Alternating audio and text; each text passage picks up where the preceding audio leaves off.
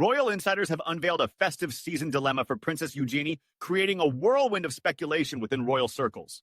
For the first time ever, the Princess of York has received an invitation to spend Christmas with Prince Harry and Meghan Markle in California, while also receiving the traditional holiday invitation from King Charles to join the festivities at Sandringham.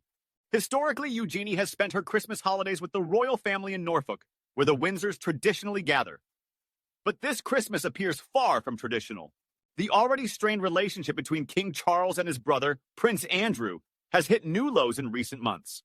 Reports suggest that the king has taken multiple steps to distance himself from Andrew, including attempting to have him evicted from Royal Lodge, removing his royal security detail, reducing his allowances, and even moving valuable artworks out of Andrew's residence. This rift has not only widened the gap between Charles and his brother, but also created tension in the monarch's relationships with Princess Beatrice and Princess Eugenie. According to royal commentators, there is growing speculation that Andrew might opt for a private Christmas celebration with his daughters and their families rather than attending the official Sandringham gathering. Nevertheless, Beatrice and Eugenie have still received formal invitations to the traditional festive celebrations at the king's Norfolk estate. Eugenie's holiday plans are further complicated by her ties to Meghan and Harry. Notably absent from the Princess of Wales's Christmas carol service at Westminster Abbey this year, Eugenie has raised some eyebrows. Insiders believe her absence could stem from her continuing closeness to the Sussexes, particularly as Meghan and Harry recently purchased a property in Portugal near Eugenie's own home. The couple has now invited Eugenie, her husband Jack Brooksbank, and their children to spend the holidays with them in sunny Montecito, California. This invitation has left her with a challenging decision. Should she join Harry and Meghan's family celebration on the West Coast, or continue her long-standing tradition at Sandringham, surrounded by King Charles, Queen Camilla, and the wider royal family?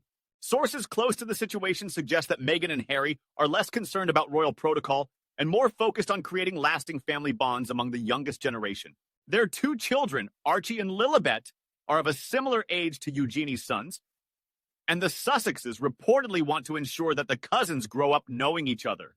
Harry and Meghan have extended an invitation to Eugenie and Jack to celebrate Christmas with them in California, a source reportedly told the Daily Express. This puts Eugenie in a difficult position, as she's also been invited to Sandringham. The Sussexes think it would be fantastic for their children to spend time with Eugenie's boys.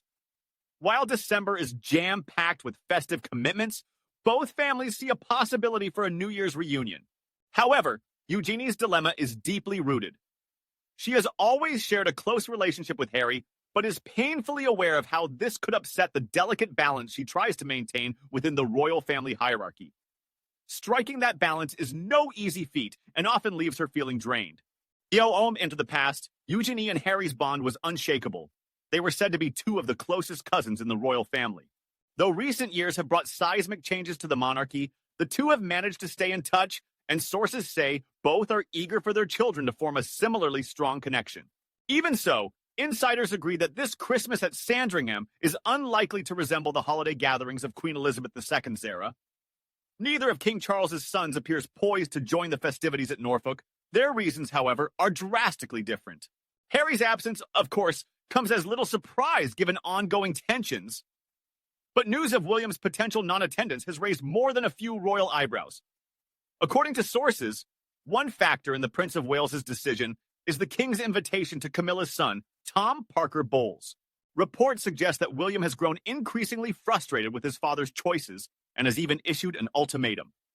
If Tom Parker Bowles and his family are at Sandringham for Christmas, the future king will opt out, choosing instead to spend the holidays privately with the Middleton family. Royal insiders claim tensions between William and his stepbrother are well documented, and that the Prince of Wales has little desire to play happy families with the Parker Bowles clan. Shockingly, sources even allege that William has little affection for either his stepbrother or his own biological brother, Harry. This year's Christmas at Sandringham promises to be both drama-filled and historic, with fractures throughout the royal family becoming ever more public. Whether Eugenie joins the Sussexes under the Californian sun, or takes her usual seat at Sandringham, her choice will undoubtedly send ripples through the royal narrative for months to come. When it comes to Queen Camilla, one thing is certain: what Camilla wants, Camilla gets. This holiday season, the Queen Consort has expressed a strong desire to spend Christmas in the company of her son, Tom Parker Bowles, and her grandchildren. Given that Charles is Tom's godfather, It isn't surprising that the king appears willing to make concessions to ensure his wife's happiness. While the exact details of the discussions between Charles and his eldest son remain shrouded in secrecy, the confirmation that Tom Parker Bowles will be attending Sandringham underscores who came out on top in this royal negotiation. Meanwhile, whispers of a more private, alternative Christmas hosted by the Wales family and the Middletons have been making the rounds since October. Insiders believe that this plan was quietly devised to sidestep the inevitable tension surrounding the guest list at Sandringham. However, Charles's declining health in recent months has allegedly complicated these arrangements. Some royal watchers speculate that if not for the presence of Camilla's son, William might have reconsidered and chosen to spend the holiday with his father, especially given the uncertainty of what lies ahead for the aging monarch. Sources close to the family suggest that William and Kate have always preferred a more casual approach to Christmas. The Wales family traditionally skips the formal Christmas lunch at Sandringham House and opts instead for a cozy, down-to-earth celebration at Anmer Hall, one insider reveals. This year seems no different. In fact, if Queen Camilla insists on including her son Tom Parker Bowles, it's more likely than ever that the Waleses will keep their distance. William has made it clear he's not Tom's biggest fan. He can't stand what he sees as Parker Bowles' flashy, extravagant lifestyle, which William feels doesn't align with the values he and Kate strive to uphold.